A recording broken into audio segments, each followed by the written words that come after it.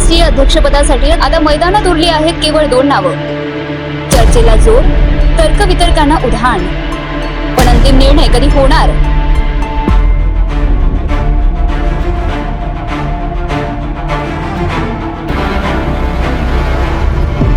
J P. Nadda यांचा कार्यकाळ 2023 मध्ये संपला होता, पण लोकसभा निवडणुकीच्या पार्श्वभूमीवर त्यांचा कार्यकाळ वाढवण्यात आला.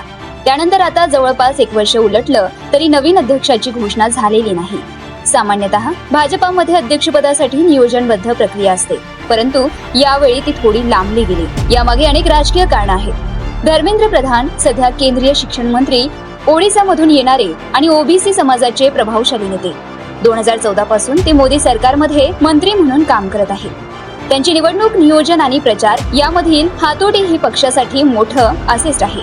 तर दुसरीकडे आहेत भूपेंद्र यादव, केंद्रीय पर्यावरण मंत्री.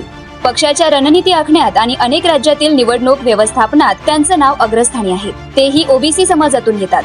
या दोघांनीही मागील 10 वर्षात भाजपासाठी निवडणूक प्रभारी म्हणून जबरदस्त काम केलं आहे. मग निवड होणार कुणाची? ओबीसी कार्ड आणि आगामी निवडणुका. सूत्रांच्या माहितीनुसार केंद्र सरकारने जातनिहाय जनगणनेबाबत सकारात्मक पावलं उचललेली आहे. त्याच्या पार्श्वभूमीवर भाजपा ओबीसी समाजाचं प्रतिनिधित्व अधिक मजबूत करणार हे स्पष्ट होते. बिहारमधील आगामी विधानसभा निवडणुका लक्षात घेता नवा अध्यक्ष हा ओबीसी समाजातील असेल हे जवळपास निश्चित आहे, कारण बिहारमध्ये ओबीसी वर्ग हा निर्णायक मतदार आहे. निर्णय कधी आणि काय अपेक्षित आहे? मे महिन्याच्या अखेरीस नव्या अध्यक्षाच्या नावाची घोषणा होऊ शकते. यामुळे पक्ष नव्या चेहऱ्याच्या नेतृत्वाखाली आगामी राज्य निवडणुकांची रणनीती ठरवू शकेल.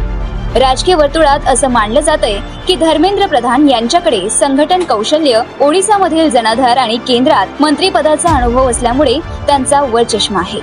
तरीही भूपेंद्र यादव यांची शांत आणि विचारशील शैली, पक्षाच्या धोरणात्मक निर्णयामधील सहभाग ही त्यांच्या बाजूने आहे. तुमच्या मते कोण ठरू शकतो भाजपा पक्षाचा पुढचा राष्ट्रीय अध्यक्ष? धर्मेंद्र प्रधान की भूपेंद्र यादव?